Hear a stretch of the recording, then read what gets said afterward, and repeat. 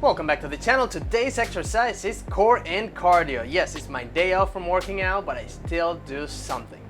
And also we're gonna be talking about why most people don't have time for a diet. Yeah, right. But anyway, before we start, don't forget to subscribe to the channel and pound the like button. Let's get to it.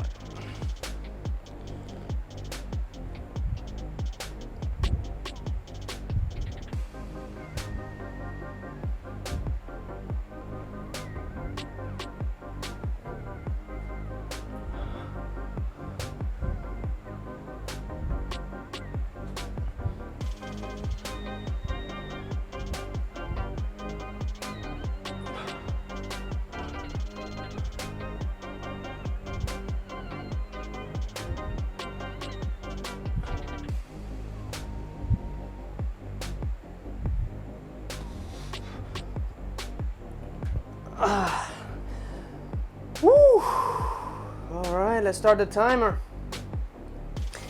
It's a good set. I still feel my quads and my hamstrings from yesterday's exercise. All right, so topic of the day, why we don't have time. We don't have time for a diet. So that's an excuse we all hear at one point or another. Is an excuse, a popular excuse we make at one point or another, but yet we have time to eat, don't we? If you're alive, you most likely ate at some point today or yesterday if you're fasting. So you don't have time to diet, but you do have time to eat. Dieting is not about taking the time to prepare your salad, make your salad, or find foods that are healthy. It's about taking care of what goes into your body, making sure that what goes into your body is not more than what you need. It is the right amount, the right quality, and the right quantity, which is the same amount anyway. So we all have time to stop at the drive-thru. We all have time to buy something at the gas station or whatever we eat these days.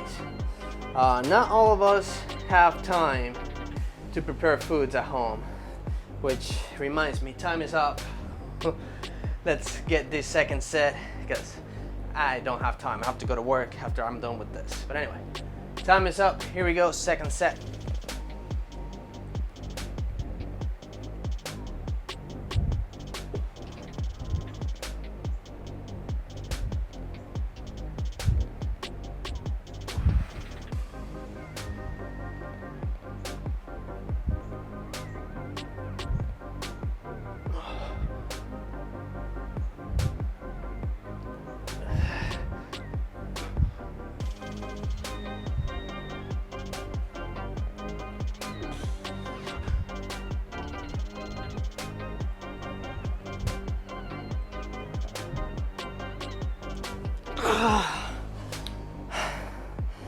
Break time, it's burning.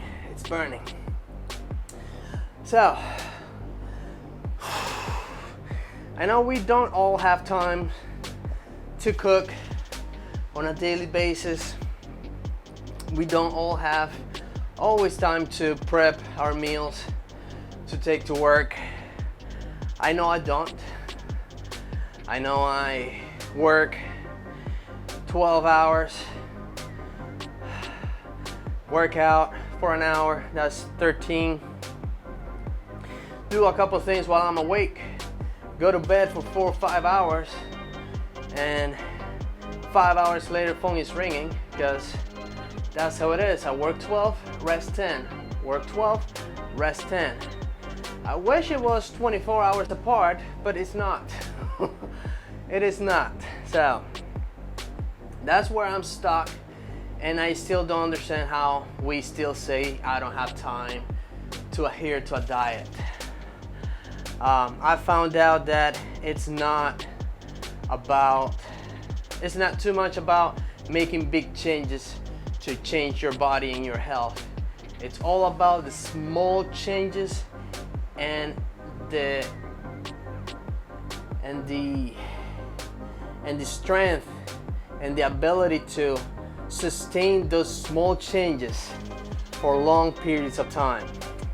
Being consistent, key word, consistency. Talking about consistency, the 1.5 minutes is up. We're gonna go with the third set of this exercise. Here we go.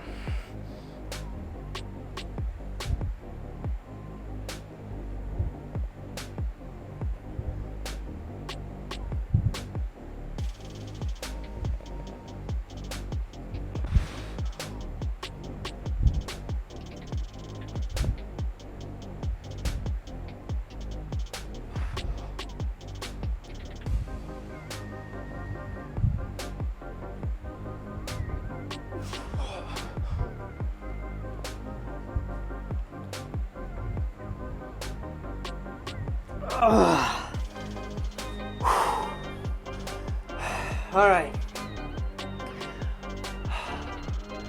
We were talking about consistency. So it's not about making big changes on your diet. It's about making small changes, small and sustainable changes. For example, you make the decision on step one, made the decision of getting healthy, start working out, and figure out a diet that works for you, so you can start losing weight and get back in shape, or get in shape even if you've never been in shape. You made the decision and you start making very small changes. I made a video on that, on how to start the journey. That was kind of my last video on the six-pack quest. Anyway, you make small changes. Start very slow. So slow that it doesn't even feel like you're doing something. And as time progresses, you start adding to it. You start adding to it. Same thing goes with the diet. It's actually called progressive overload on exercises, but on a diet, I guess it will be a progressive deload, because you just have to figure out how much you are eating, and then from that point on, see what you're eating, look at it, and say, oh, I can not remove, but I can change this particular type of food that I get on a regular basis and replace it with this one that has less calories. One small change will make a difference. Time is up. Here we go with, this is the fourth or the third? I think this is the fifth, but let's go with another set of cocoons. All right, here we go.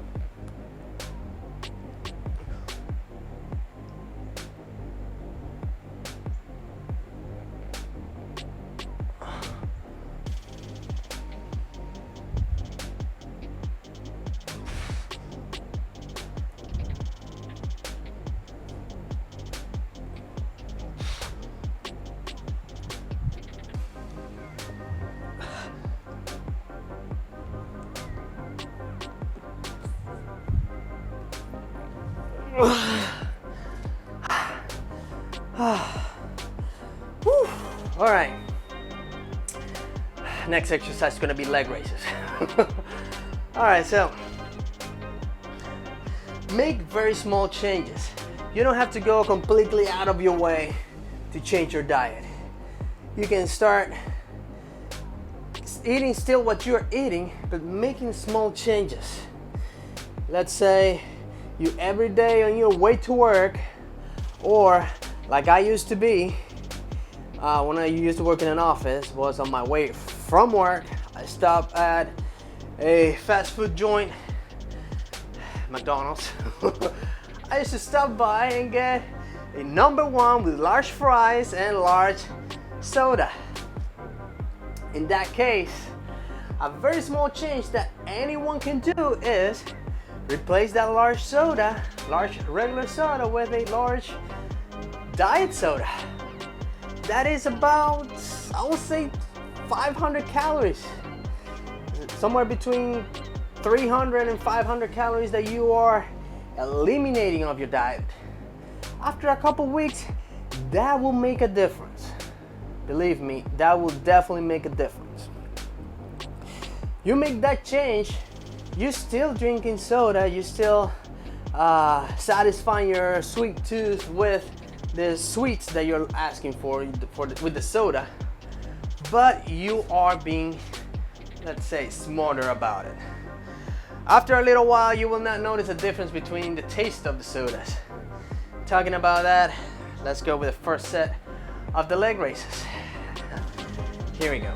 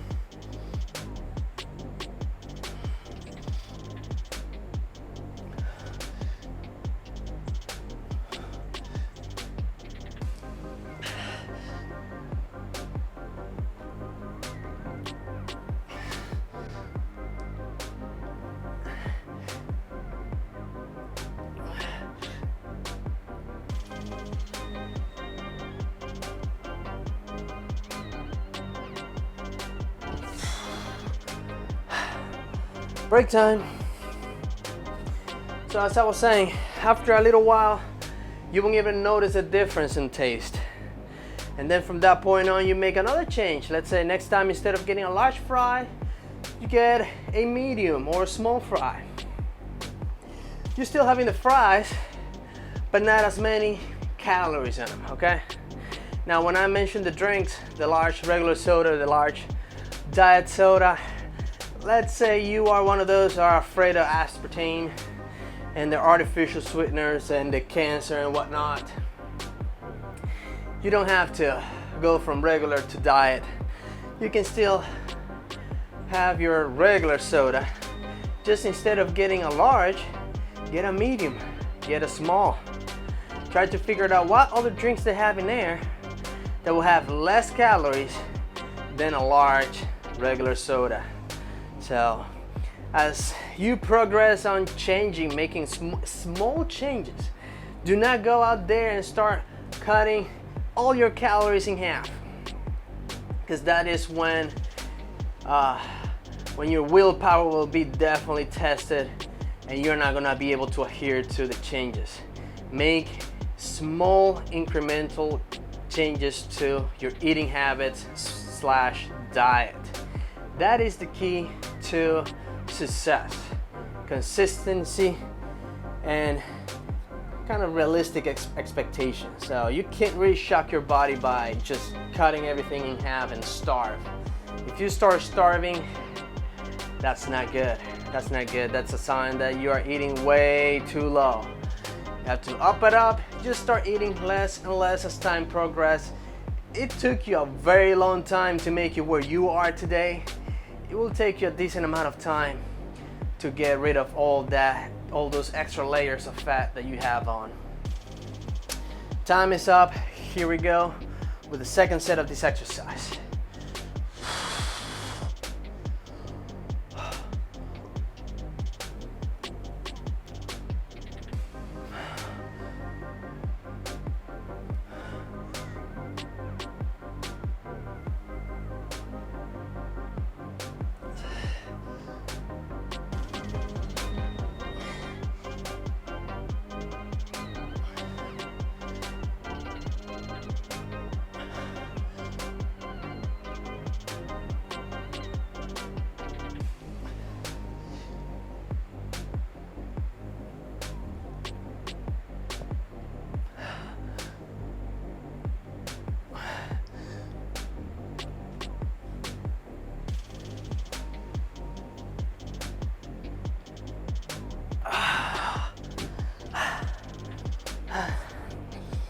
Woo.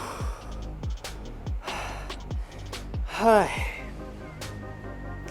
So as I was saying, that is definitely the key to be successful in this. And it's making very small changes that you can sustain. And little by little you start either getting rid of things off of your diet or replacing them with other smarter choices. And as you go along, you're gonna stop missing those food items in the quantity that you liked them before. You start not to miss them, and you'll start being more thoughtful about what you eat, how much you eat, and all that stuff. But that takes time. All that takes time. You have to start slow. I don't know how many times I have to say it, because it is a very common mistake, extremely common mistake. I've made it too, that I said, oh, I know how to lose weight. I just have to exercise more, as in burning more calories, and I have to intake less calories, that way I lose weight. All right, so I'm taking currently 3,000 calories. I'm gonna drop down to 1,500, and I'm only walking like 30 minutes a day. I'm gonna run for an hour. You went from one extreme to the other, and it's not gonna take very long for you to fail at your ultimate goal. If you won't go from one extreme to the other, chances are very, very, very little you'll succeed. Very little. And if you are thinking about it right now that you've done it, you know it is true.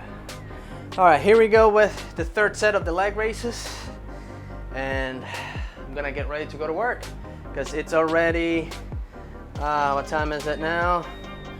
1 o'clock. Well, 12:59. Already got my phone call, but anyway, here we go. Third set.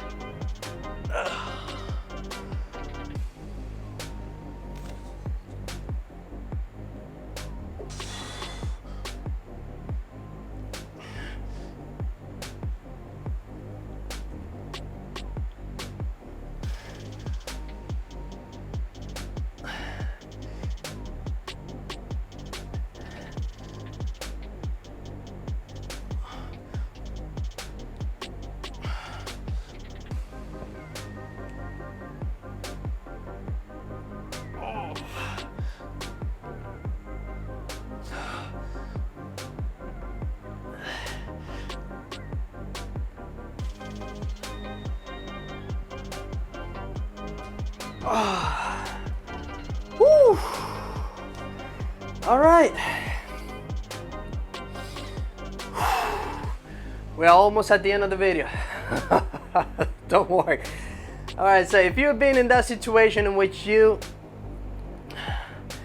were told, or you heard, you saw it somewhere in a video, that the key to lose weight is to be burning more calories than what you consume, and then you have to figure it out how many calories you're consuming or what your maintenance calories is. You just have to take calories from there, and then you tried it and then you fail. Most likely was because you went too deep on a calorie deficit. I wouldn't recommend anyone starting right now. Let's say it's your first day. I would not recommend anyone to go any steeper than 200 calories from maintenance. No steeper than that. Passing past that point is kind of pushing it. You're pushing your luck a little bit. Is it impossible? No, it's not impossible. I know people that can take an 800, 1,000 calorie deficit and doesn't even face them. It doesn't.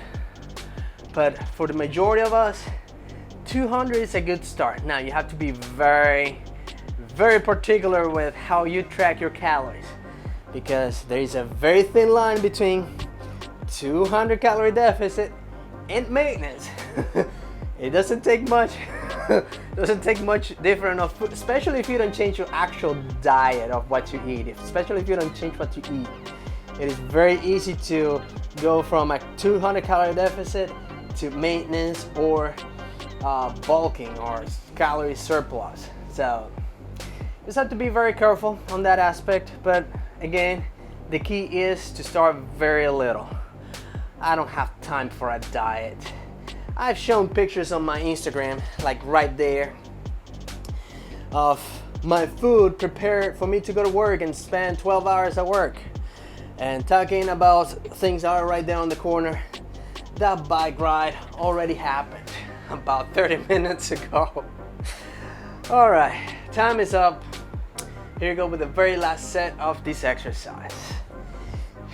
Here we go.